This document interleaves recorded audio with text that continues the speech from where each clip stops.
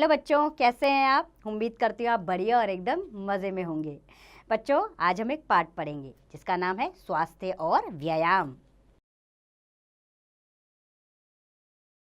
बच्चों, प्रस्तुत पाठ में मानव शरीर को स्वस्थ बनाए रखने के लिए व्यायाम की आवश्यकता एवं उसके विभिन्न प्रकारों का वर्णन किया गया है।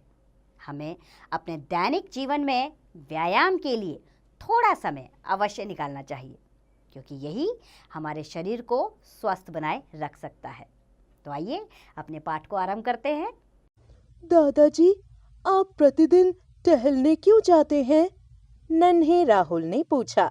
बेटा, टहलने और व्यायाम करने से शरीर स्वस्थ रहता है। स्वस्थ मनुष्य ही शारीरिक और मानसिक सभी कार्य आसानी से कर सकता है। जो व्यक्ति बीमार रहता है, वह ना तो कोई शारीरिक श्रम कर सकता है और ना ही कोई बौद्धिक कार्य। दादाजी ने कहा, जो व्यक्ति अपने शरीर की उपेक्षा करता है, वह अपने लिए रोग, बुढ़ापा और मृत्यु के द्वार खोलता है। आज संसार में जो भयानक रोग बढ़ते जा रहे हैं, उनका एक प्रमुख कारण व्यक्ति का अपने स्वास्थ्य के प्रति ध्यान न देना है। इसके लिए आवश्यक है कि प्रत्येक मनुष्य को व्यायाम के लिए थोड़ा सा समय अवश्य निकालना चाहिए। कहावत है, स्वस्थ शरीर में ही स्वस्थ मन तथा आत्मा का निवास होता है। दादाजी राहुल को समझा रहे थे। दादाजी, व्यायाम का क्या अर्थ है? क्या खेलने कूदने को भी व्यायाम कहते हैं? राहुल तो जैसे सारे प्रश्न आज ही पूछ लेना चाहता था। बेटा, व्यायाम का शाब्दिक अर्थ है कसरत। इसमें अनेक प्रकार के कार्य शामिल होते हैं, जैसे सवेरे जल्दी उठकर घूमने जाना, योग करना आदि। हाँ, तरह तरह के खेल भी व्यायाम के अंतर्गत आ जाते हैं, जैसे हॉकी, फुटबॉल, क्रिकेट, बास्केटबॉल आदि खेलों में भाग लेकर हम अपना मनोरंजन तो करते ही हैं, स्वस्थ भी रह सकते हैं। बच्चों, खेलने कूदने से शरीर में तेजी से रक्त संचार होता है। शरीर में अधिक ऑक्सीजन जाने से प्राण शक्ति बढ़ती है और शरीर हृष्ट पुष्ट हो जाता है।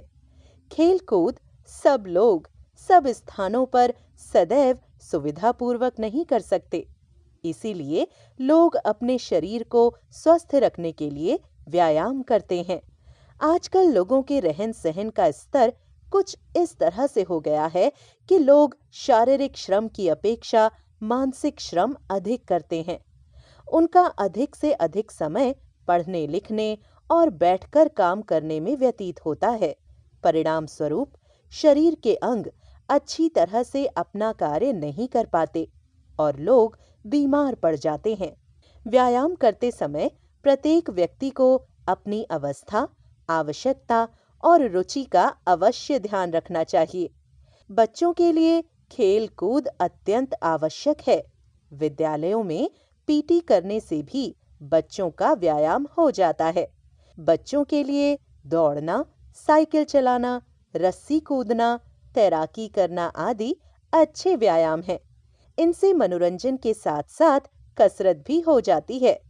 सभी व्यायाम प्रत्येक व्यक्ति के लिए और प्रत्येक अवस्था में लाभदायक नहीं हो सकते।